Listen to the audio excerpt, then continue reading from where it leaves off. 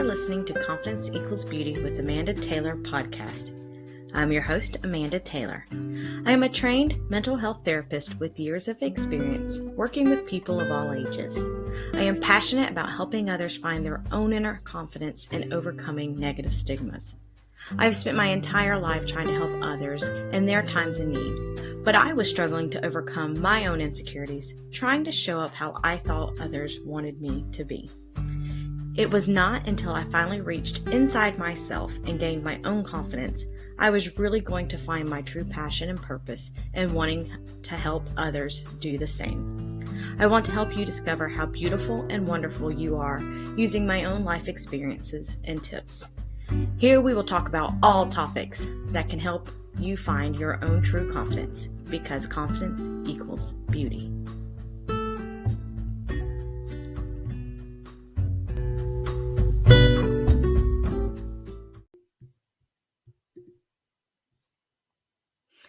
Hi, and welcome to podcast number 4 with Confidence Equals Beauty. I want to thank you for your time and spending this time with me.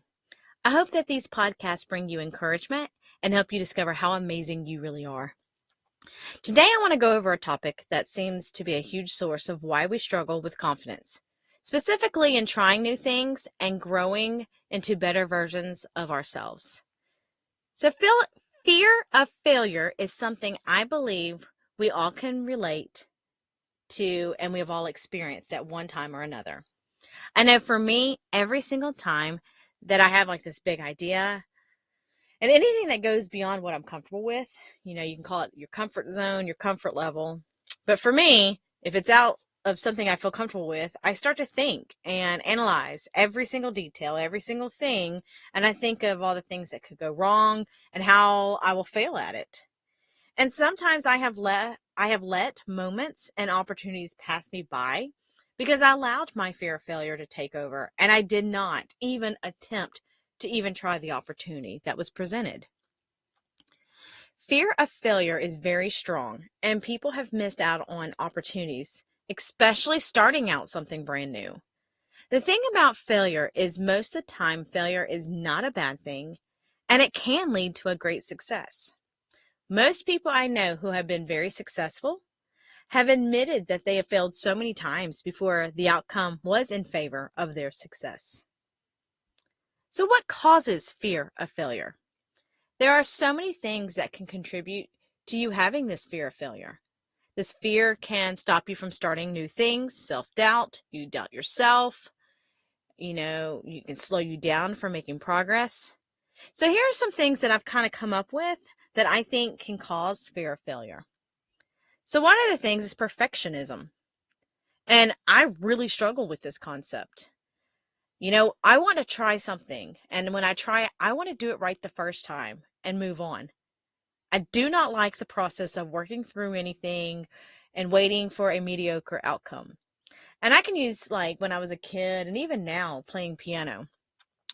I remember getting so frustrated because I wanted to play the piece of music and I couldn't get it right. I would stumble over and I would just, it would take a while. And those who have taken piano lessons and that are working on, a piece of music, it usually takes a few times to practice. And sometimes you can get the song, if it's an easy song, you can get it done in like a couple days to a week.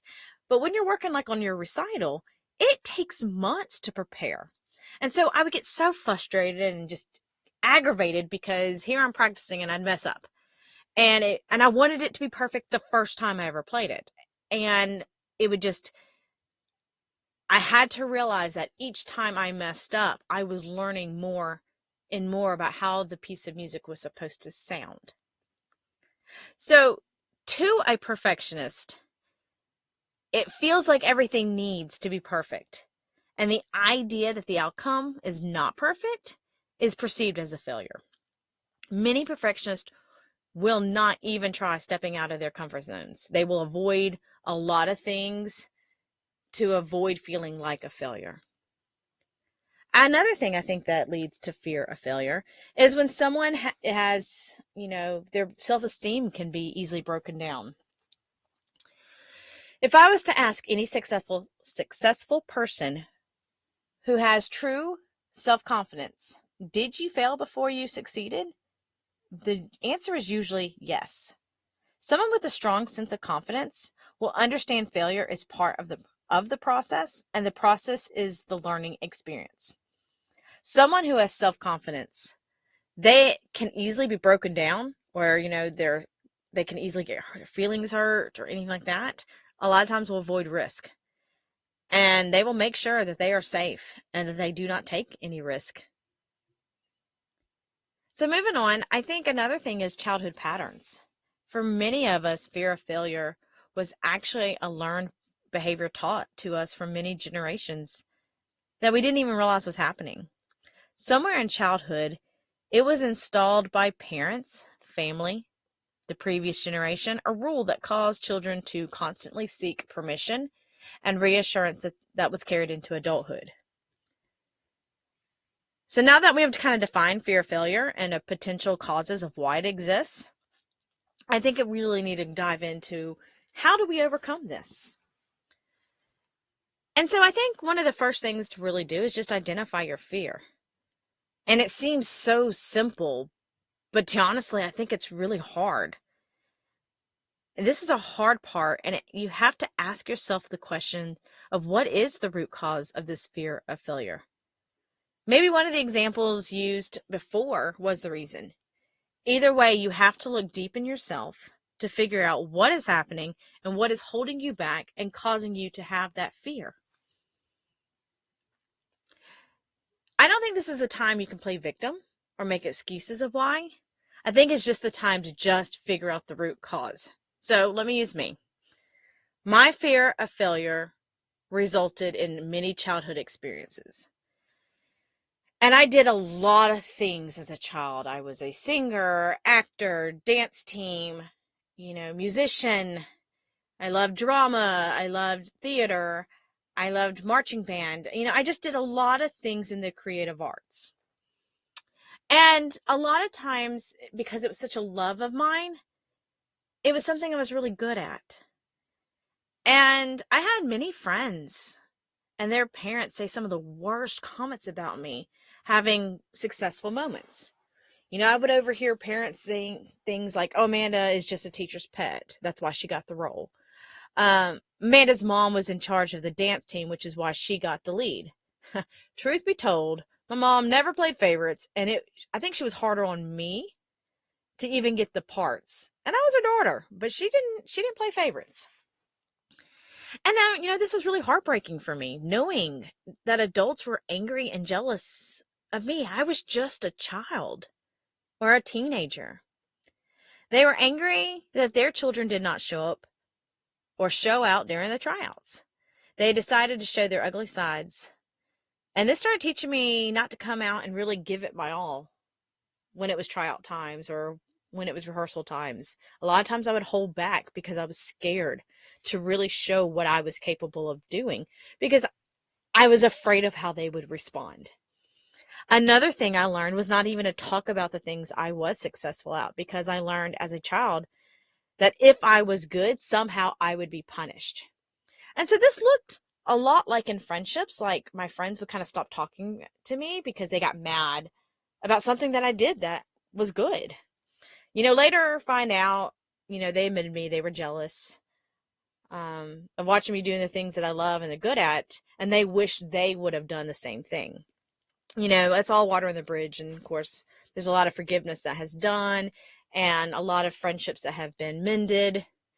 But this also can look like, for me, it looked like my family members kind of trying to one up and brag about themselves or their child, causing me to feel like what I was doing was not good enough. And somehow they were telling me I was wrong. This also looked like my parents disagreeing with some of the choices that I was making going into my adulthood. I decided I wanted to go away to college, and they thought it would be safe for me to stay at home. They said they couldn't financially support me.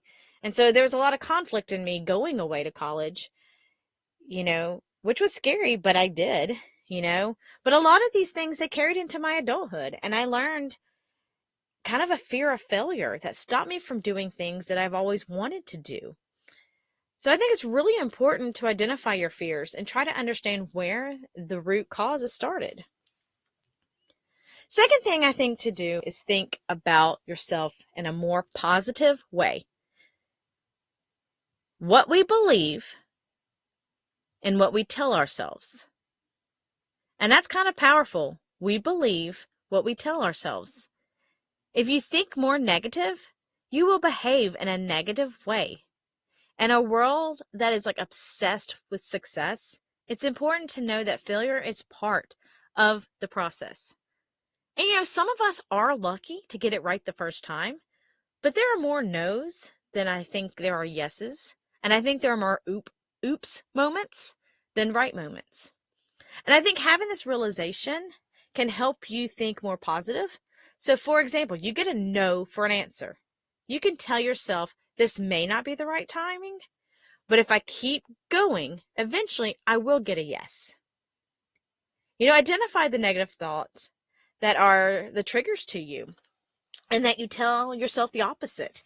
Yes, I may fail the first time, but I may learn much more about what to do right the next time. Changing your mindset is a positive thinking that can make the world of difference and overcoming so much of your fear of failure. I think another thing is to have a plan, maybe like a plan B. For me, this comes natural for me. I'm a planner. I usually have a plan A, B, C, D, and then I have a plan that actually allows me to be spontaneous and walk away with a smile. And most of the time when this happens, I call it the hell with it plan. Having backup plans can be very beneficial in the event that the first plan is a no-go. So in counseling sessions, I worked a lot of this with teenagers transitioning into college or adulthood. So as we're picking out colleges, I encouraged the teenager to pick 3 to 4 colleges they want to attend. Of course, they usually pick their big college. Usually it was a big university because they wanted to play football or they wanted to go to this nursing school or this engineering program because it's the best.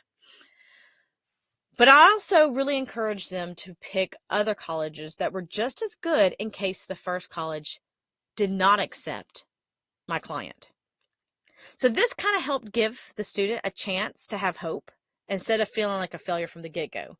So in the event that their first choice did not work out, they had plenty of good backup plans that were going to give them the amazing experience and give them the opportunity to have that degree that they were working towards.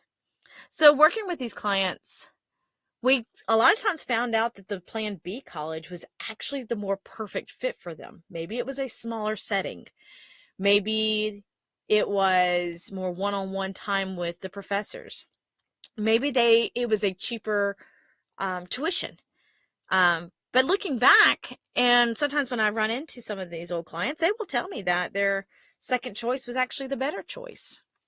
So I encourage a backup plan for a backup plan just because life happens and things happens beyond our control. And I think it's important just to be prepared. I think another thing that is important is to pivot your mindset towards your goals.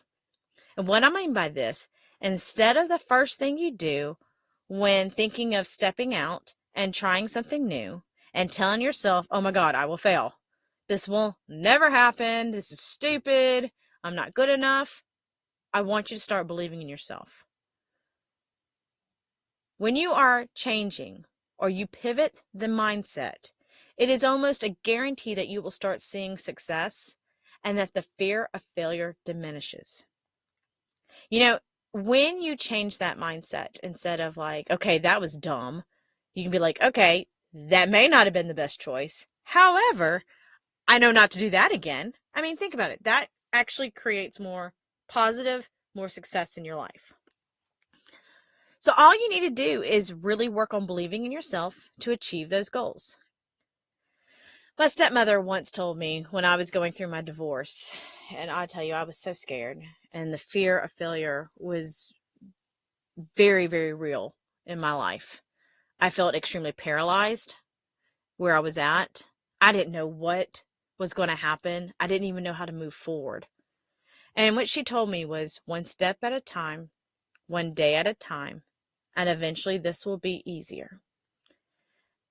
And from that time, those words have been my new mindset ever since. And I honestly believe because I've taken that mindset, I have done well in working and diminishing my fear of failure and working on my mindset and coming up with many new goals for my life. So the last thing I want you to do is I want you to visualize the outcome. There is so much power in the mind over body when we start visualizing what the end result of what we are trying to accomplish looks like. So, want to try an exercise with you? Before you do this, make sure you're not driving. Make sure you're in a safe place. I don't want any car wrecks or anything bad happening.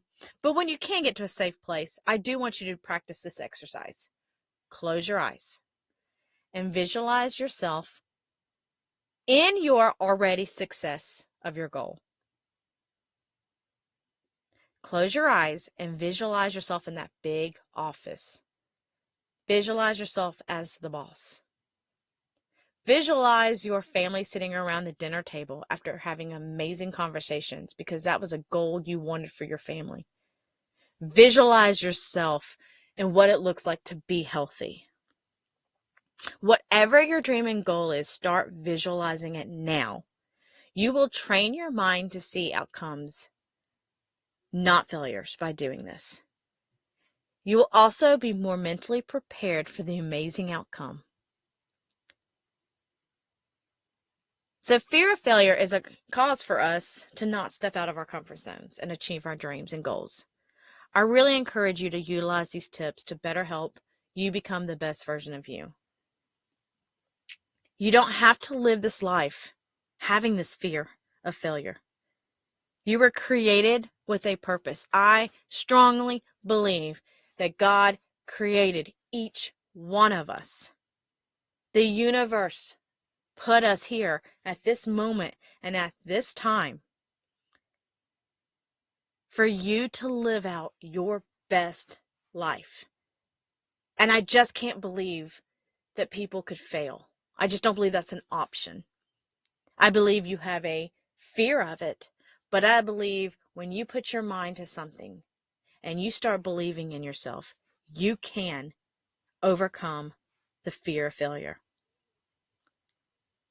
And remember, confidence equals beauty.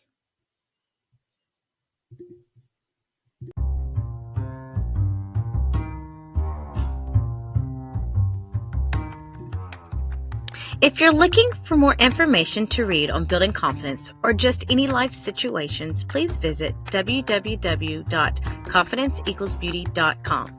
If you have any questions on any topic you want me to cover, please email me at amandarobinsontaylor@gmail.com.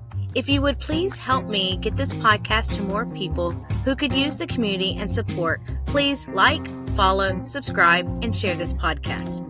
Also, please rate this podcast, preferably a good rating, so this podcast can reach more and more people. I want to thank you for spending your time with me, and remember, confidence equals beauty.